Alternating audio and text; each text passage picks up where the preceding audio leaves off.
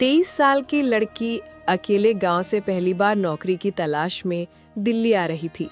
लेकिन ट्रेन में जब वो सो रही थी तो किसी ने चेहरे पर कपड़ा रखा और तानिया ट्रेन में सफर करने के लिए अकेले अपने गांव से निकली थी। उसने सोचा भी नहीं था कि उसके साथ कुछ ऐसा हो सकता है। उसके माँ बाप उसे शहर जाने से मना कर रहे थे क्योंकि वो कभी अकेले किसी शहर में नहीं रही थी। लेकिन इस बार उसने फैसला कर लिया था कि वो अकेले ही घर से दूर रहेगी। दरअसल तानिया नौकरी की तलाश में पहली बार अपने गांव से बाहर निकली थी। गांव में उसने जैसे तैसे ग्रेजुएशन पूरी तो कर ली थी, लेकिन किसी बड़े शहर में जाकर नौकरी करना उसके जीवन का अब तक का सबसे बड़ा कदम था। उसने कभी सोचा भी नहीं था कि वो एक दिन दिल्ली जैसे शहर में काम करने जाएगी। गांव से बाहर निकलना आसान नहीं था। इसके लिए उसे अपने घर वालों से कई बार बहस करनी पड़ी थी। पिछले कुछ वर्षों से वो लगातार समझा रही थी कि उसे नौकरी करनी है और इसके लिए शहर जाना जरूरी है।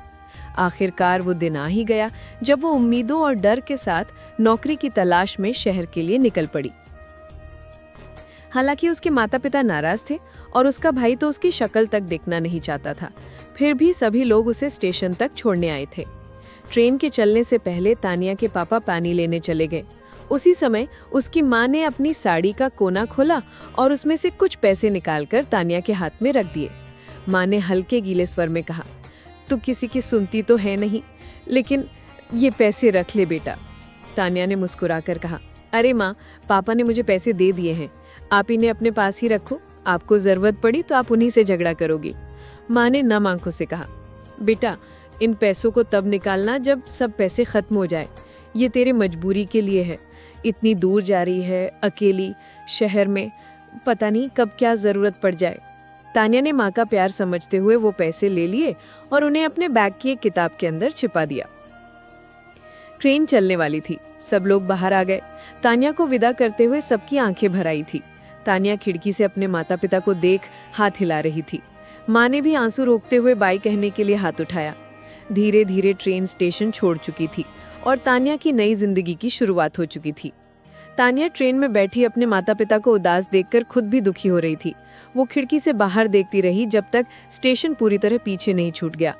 तभी सामने वाली सीट पर बैठी एक महिला ने मुस्कुराते हुए कहा, अरे बिटिया, पहली बार शहर जा रही हो क्या? तुम्हारे घर वाले तो बहुत परेशान लग रहे थे तुम्हें छोड़ते वक्त। तानिया ने चुपचाप सिर हिलाया और दूसरी तरफ मुंह फेर कर लेट गई। धीरे धीरे रात होने लगी थी। तानिया ने अब तक कुछ भी नहीं खाया था। तभी वही महिला फिर बोली, बिटिया, खाना खा लो, खाना लाई हो या नहीं? फिर खुद ही कहने लगी, अगर नहीं लाई हो तो चलो मेरे साथ खा लो, मैं ज्यादा खाना लेकर आई हूँ। और इतना परेशान मत हो, देखो मैं भी तो अकेले शहर जा रही हूँ, चिंता करने की जरूरत नहीं है। तानिया का दिल थोड़ा हल्का हो गया था। उसने मुस्कुराते हुए कहा, अरे नहीं माताजी, मैं परेशान नहीं हो रही, बस माँ पापा को उदास देखकर मन भर आया।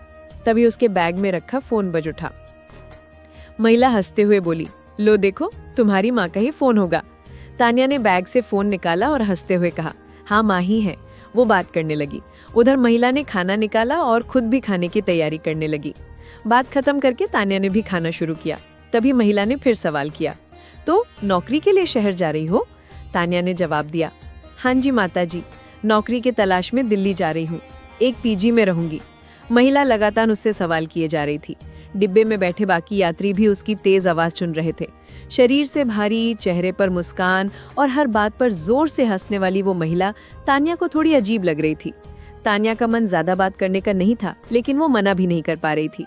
जब उसने कहा कि मेरे पास नौकरी नहीं है, बस तलाश में जा रही हूँ, तो महिला ठाका लगाकर बोली, अरे तो मेरे यहाँ काम कर लो, मेरी बहुत बड़ी कंपनी है। तानिया को अब बहुत ज्यादा गुस्सा आ रहा था। उसने महिला से कहा, मुझे नींद आ रही है माताजी, आप भी सो जाइए और मुझे भी सोने दीजिए। तानिया की इस बात से महिला को बहुत ज्यादा बुरा लग गया था। वो तो बस तानिया को अकेला फील नहीं होने देना चाहती थी, इसलिए उससे बातचीत कर रही थी। लेकिन तानिया की नाराजगी देखकर वो भी चुपचाप सो गई। रात हो गई थी, लेकिन तानिया को नींद नहीं आ रही थी। तानिया ने बैग में से अपनी एक किताब निकाली और पढ़ने लगी। किताब पढ़ते पढ़ते उसको नींद आ गई और वो सो गई। ट्रेन सुबह 6 बजे दिल्ली पहुंचने वाली थी। दिल्ली ही उसका लास्ट स्टॉप था। 6 बजने से पहले ही तानिया के माँ ने उसे फोन करके जगा दिया। नींद खुलने के बाद तानिया ब्रश करने के लिए सीट के नीचे से बैग निकालने लगी, लेकिन सीट के नीचे उसे बैग नहीं मिला। वो घबरा गई। उसने हर जगह अपना बैग ढूंढा, लेकिन उसका बैग नहीं मिला। तभी महिला की नींद खुली। उसने तानिया से पूछा, क्या हुआ बेटा, इतना परेशान क्यों हो? तानिया ने रोते हुए कहा, माँ जी मेरा बैग चोरी हो गया, मेरा बैग नहीं मिल रहा, उसमें मेरा सारा सामान था, मेरे डॉक्यूमेंट भी थे, मैं अब क्या करूंगी? महिला भी तानिया को देखकर परेशान हो रही थी। वो सही से चल भी नहीं पाती थी, लेकिन उसने भी ट्रेन में लोगों से तानिया के बैग के बारे में पूछा। कहीं तानिया का बैग नहीं मिला।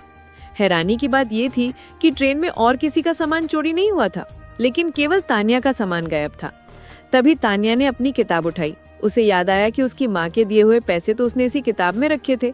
उसकी माँ ने उसे कुल 5,000 रुपए दिए थे। उसने बिना गिने पैसों को किताब में रख लिया था। पैसे देखकर तानिया को थोड़ी हिम्मत आई कि वो कम से कम इन पैसों से पीजी तक तो जा ही सकती है। उसने पीजी का रेंट पहले ही भर दिया था, इसलिए उसे रहने की चिंता नहीं थी। महिला ने कहा, बेटा तुम अब क्या करोगी? तानिया ने कहा, माँ जी भगवान तो अभी से मेरी परीक्षा लेने लगे, लेकिन कोई बात नहीं, मैं हार नहीं मानूंगी। मैंने अपने माता पिता से झगड़ा करके यहाँ आने का फैसला किया था। वो मुझे मजबूत समझते हैं। अगर मैं यहाँ से ही पीछे हट गई तो कभी आगे नहीं बढ़ पाऊंगी। तानिया की बात सुनकर महिला उससे बहुत ज्यादा प्रेरित हुई थी, लेकिन उसने उसे और कुछ नहीं कहा, क्योंकि बीच रात की बात उसे याद थी। अगर वो कुछ बोलती तो तानिया फिर उसे गुस्से में कुछ कह देती, इसलिए उसने उसे कुछ नहीं कहा। देखते ही देखते दिल्ली रेलवे स्टेशन आ गया। सब अपने सामान के साथ ट्रेन से उतर रहे थे, लेकिन तानिया के पास केवल एक किताब थी। तानिया उस किताब के साथ ही खुद को बहुत ज्यादा अमीर समझ रही थी। उसने ऑटो बुक किया और यहाँ वहाँ पता करके आखिर अपने पीजी पहुँच गई। पीजी वाला भी तानिया को देखकर हैरान था कि गांव से आई लड़की के पास एक सामान भी नहीं है, लेकिन उसे क्या, उसे तो बस अपने पैसों से मतलब था।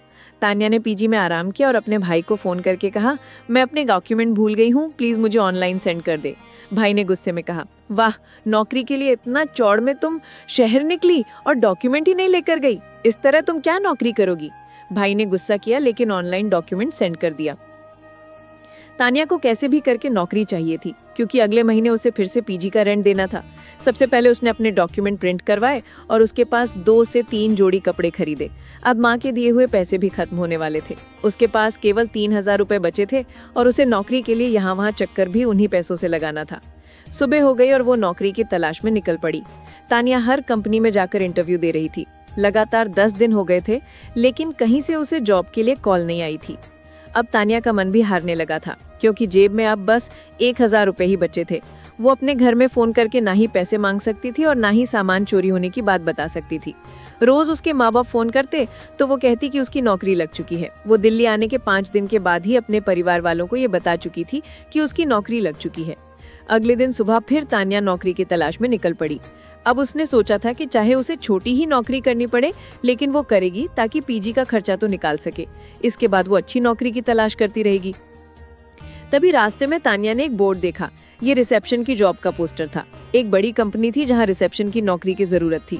तानिया पोस्टर देखकर खुश हो गई। उसे लगा कि यहाँ तो उसे नौकरी मिल ही जाएगी। वो कंपनी का पता लगाकर इंटरव्यू देने पहुंच गई। वहां पहुंचते ही उसने देखा कि नौकरी के लिए वहां 30 से 40 लोग इंटरव्यू देने आए थे। ऐसे में तो उसे यहाँ बिल्कुल भी नौकरी नहीं मिल सकती। मन में उसके कई तरह के सवाल चल रहे थे, लेकिन उसने सोचा जब इतनी जगह से रिजेक्शन मिला है तो यहाँ से भी ले लेते हैं। आई हूँ पैसा लगाकर तो इंटरव्यू देकर ही जाऊंगी। तानिया लाइन में इंटरव्यू का फॉर्म भरने के लिए खड़ी थी, तभी एक महिला के हाथ से पेन गिर गया। तानिया ने महिला का चेहरा नहीं देखा और नीचे पेन उठाकर हाथ में पकड़ाया और आगे चल पड़ी। तभी उसे पीछे से आवाज आई, अरे तानिया बिटिया। तानिया ने मुड़कर देखा, ये वही महिला तो उसे ट्रेन में मिली थी। महिला को देखकर तानिया अचानक रोने लगी। तानिया दिल्ली में उस महिला को देखकर भावुक हो गई, क्योंकि वो बहुत परेशान थी। एक वही महिला थी जिसने उसे अनजान शहर में उसे पहचाना था। तानिया को रोता देख महिला ने उसे अपने गले से लगा लिया और आंसू पोंछते हुए कहा, तुम यहाँ इंटरव्यू देने आई हो क्या? तानिया ने कहा, अब तक मैं 10 से ज्यादा जगहों पर नौकरी के लिए जा चुकी हूँ, मुझे कहीं से कोई कॉल नहीं आई और आज यहाँ देखो 30 लोग हैं, मुझे कैसे नौकरी मिलेगी? महिला हंसते हुए बोली, तुम हमारे गांव की शेर बेटो, कैसे नौकरी नहीं मिलेगी तुम्हें? तुम तो मेरी समझदार और हिम्मत वाली बेटी हो। मेरी बेटी भी तुम्हारे ही उम्र की है, आओ मैं तुम्हें उससे मिलवाती हूँ। महिला ने अपनी बेटी को बुलाया। तानिया उसे देखकर हैरान हो गई, क्योंकि महिला की बेटी ही कंपनी की मालकिन थी। महिला ने हंसते हुए कहा, तुम्हें नौकरी की चिंता करने की जरूरत नहीं है, आज से तुम इस कंपनी की एम्प्लॉय हो, काम पर लग जाओ। महिला की बेटी ने भी हंसते हुए कहा, तानिया मुझे तुम्हारे बारे में माँ ने बताया था, तुम्हें पहले ही माँ से नौकरी की बात कर लेनी चाहिए थी, तुम्हें इतने धक्के खाने ही नहीं पड़ते, हमें तो वैसे भी एम्प्लॉयर की जरूरत है। इस तरह आखिरकार तानिया को नौकरी मिल गई और वो खुशी खुशी दिल्ली में नौकरी करने लगी। ये कहानी पूरी तरह से कल्पना पर आधारित है और इसका वास्तविक जीवन से कोई संबंध नहीं है। ये केवल कहानी के उद्देश्य से लिखी गई है। हमारा उद्देश्य किसी की भावनाओं को ठेस पहुंचाना नहीं है,